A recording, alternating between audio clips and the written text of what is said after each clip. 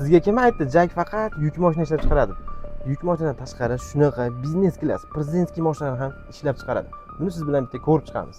Bu ko'rib turgan modellaring Jak RF8 biznes klass mashinalardan bittasi.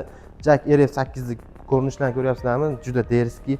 Hop, motor ostida 2 turbina, 224 ta ot kuchli dvigatel yotibdi. Bu bilan benzin rasxodi 10 ta 12 ta atiga. Shofirga qulayliklarni qaranglar. Face ID, ya'ni o'sha uxlab qolsa o'zini sraz o'g'otadi shofirni. Bundan tashqari monitorlar, polosу движения, дистанционный, buna funksiyalar hammasi mavjud. Ular cruise control, multimedia и беспроводной.